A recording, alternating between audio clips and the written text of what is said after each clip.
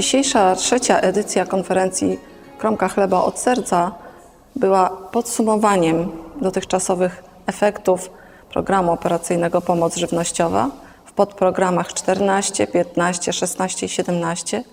Była też próbą refleksji o tym, jaki ten program powinien być w przyszłej perspektywie finansowej.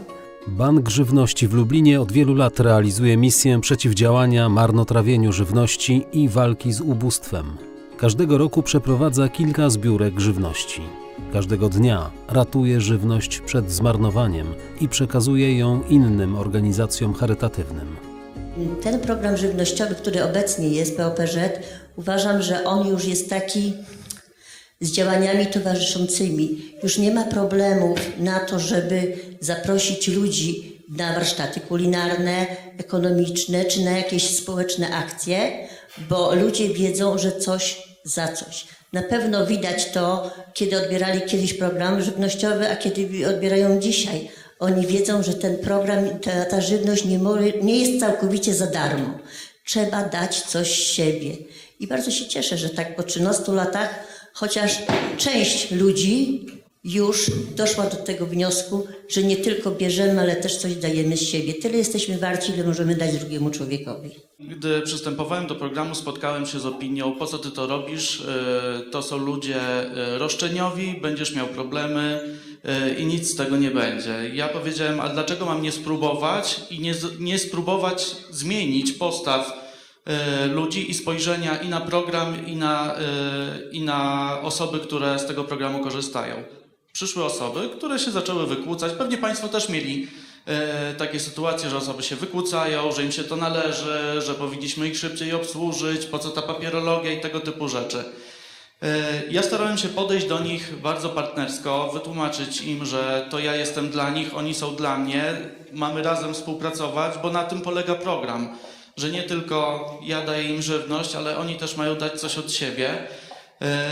I podam Państwu taki przykład, że przetestowałem to na jednej pani, która była bardzo roszczeniowa i po 2 latach kolejna edycja programu, znowu rozdajemy żywność. Jest ta pani, czeka cierpliwie w kolejce, ale przed nią stoi pan, który jest podobnie tak jak ona 2 lata temu roszczeniowy. I ona mi nie pozwoliła dojść do głosu, tylko sama tego pana ustawiła. I to nie ustawiła wulgarnymi słowami, tylko mu wytłumaczyła, po co jest ten program. Program POPŻ jest bardzo dobry. Dlaczego? Ponieważ jest on skierowany do drugiego człowieka. Jeżeli żyjemy w świecie wartości, to wartością ogromną w tym świecie jest człowiek. Każdy człowiek ma swoją godność i ma swoją wartość. I nikt nie ma prawa i nie może tego podważyć. Problem leży gdzie indziej.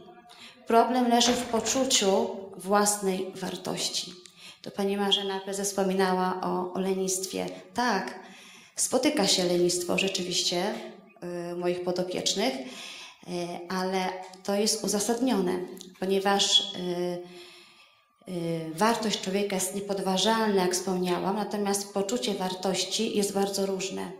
Często dzieje się tak, że ludzie mają bardzo niskie poczucie wartości.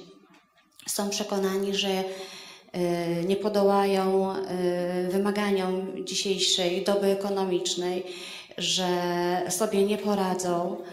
Często jest tak, że mając niskie poczucie wartości, oni doznają jeszcze kolejnego obniżenia jej. A jeżeli tak, to prowadzi to do stagnacji, do lęków, do depresji, do zatrzymania się w biegu życia. Po prostu. Ale jeżeli jest normalna relacja jednego człowieka do drugiego, normalna, chrześcijańska, bo patologii nie można leczyć patologią. I rozpoczął się w tej wspólnocie pewien proces, który trwa. Są osoby, które wyszły z bezdomności, zaczęły funkcjonować normalnie i są szczęśliwe. Nie wszyscy wytrzymali. Bardzo dużo osób odchodzi. Jest tu z nami Krzysztof, który przerobił swój taki ciężki szlak i może coś na ten temat powiedzieć, proszę. Witam wszystkich serdecznie, bardzo się cieszę, że tutaj jestem. Nazywam się Krzycho Sikora, mam za sobą ponad 17 lat ulicy. Ja tak nazywam bezdomność, bo ja się tam nie bawiłem w noclegownie, schroniska, tylko jechałem hardkorowo. Zwiedziłem większość miast w tym kraju i nie tylko w Polsce. Nie był to jeden taki cuk, że byłem ponad 17 lat bezdomnym. Miałem okresy, kiedy wracałem do normalności, stawałem na nogi, uzyskiwałem normalną pracę i z powrotem wpadałem tam, gdzie wpadałem. Ja może odpowiem pytaniem na pytanie. Czy empatia zwiększa efektywność i komplementarność? Proszę Państwa, bez empatii nie można sensownie działać w naszym wypadku. Dla mnie za tym wszystkim, co się robi, stoją przede wszystkim ludzie. Do każdego należy podejść indywidualnie.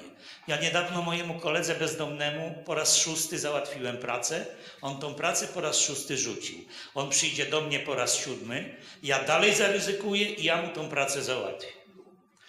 Tutaj prezeska Stowarzyszenia Ojca Pio wspomniała, że ten program stał się bazą. Tak, on się stał bazą, proszę Państwa, bo dzięki temu, że rozdawaliśmy tą żywność unijną, dlaczego ja cały czas do tych bezdomnych? W tym roku mieliśmy ponad 600 osób objętych pomocą przez stowarzyszenie, z czego grubo ponad połowa to osoby bezdomne. I to stało się bazą, że zaczęliśmy się z tymi ludźmi spotykać. No i w ten sposób powstała ta wspólnota. Na pierwszym spotkaniu było 12 osób. W ostatni piątek było osób ponad 100. 107 osób dokładnie. Także tak to wygląda. Jeszcze jedno odnośnie tej empatii. Jeszcze jedno odnośnie tej empatii. Proszę Państwa, to, że ja jestem tutaj dzisiaj z Państwem, chociaż rok temu też byłem na tej konferencji, wręczyłem Pani Marzenie podziękowanie w imieniu wspólnoty, jest namacalnym dowodem tego, nie chcę tu cukrować, że Pani Marzena wykazała się empatią, bo to właśnie Pani Marzena zaufała mi, fizycznie podała mi rękę i w tamtym roku ja przestałem najpierw nocować w noclegowni, później wynająłem sobie pokój. W tej chwili nie jestem osobą bezdomną, nie jestem właścicielem niczego, ale mam gdzie mieszkać. No i próbujemy tam razem z innymi członkami stowarzyszenia zrobić ośrodek dla ludzi bezdomnych z naciskiem na ludzi uzależnionych.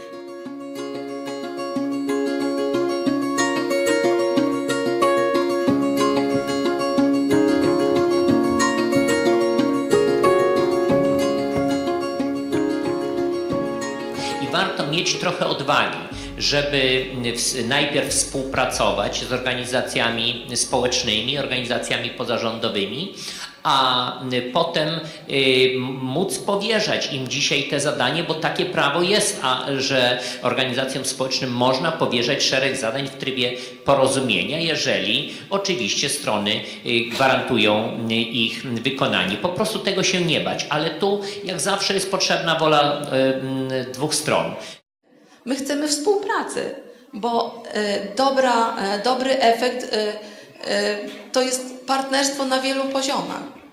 Nie ma powodu rywalizować ze sobą. Jest powód sobie pomagać i się uzupełniać. Ale do tego musimy cieszyć się zaufaniem samorządów, żeby one mogły nam powierzyć te wiązki usług społecznych. My się musimy o to dopominać. My musimy jednym głosem mówić. Musimy wiedzieć, czego my chcemy. Jako Bank Żywności w Lublinie planujemy nową odsłonę i mamy ciekawe plany w nowej perspektywie finansowej po 2020 roku. Chcemy animować pracę z osobami i rodzinami, które tego potrzebują, rozmawiać i w razie czego kierować do specjalistów. Naszym marzeniem jest stworzenie Centrum Solidarności Społecznej. Naszą inspiracją jest francuska organizacja Secours Populaire, która udziela wszechstronnej pomocy osobom i rodzinom.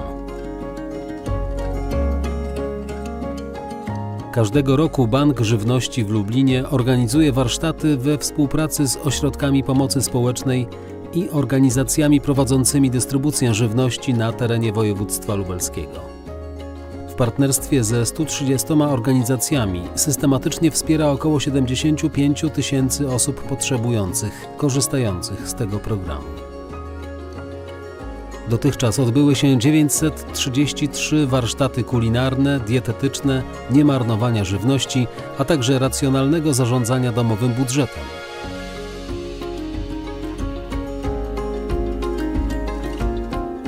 W spotkaniach wzięło udział ponad 23,5 tysiąca beneficjentów. Dzięki temu potrzebujący wzmocnili swoje poczucie samodzielności i zbudowali relacje z otoczeniem. W wielu przypadkach warsztaty okazały się początkiem aktywizacji społecznej i kulturalnej. Program operacyjny Pomoc żywnościowa 2014-2020 ma decydujący wpływ na zmniejszanie obszarów niedożywienia mieszkańców województwa lubelskiego. Wsparcie żywnościowe nadal będzie bardzo ważne, ponieważ pomaga w nawiązaniu pierwszego kontaktu i rozpoczyna ścieżkę aktywizacji osoby potrzebującej, zagrożonej wykluczeniem.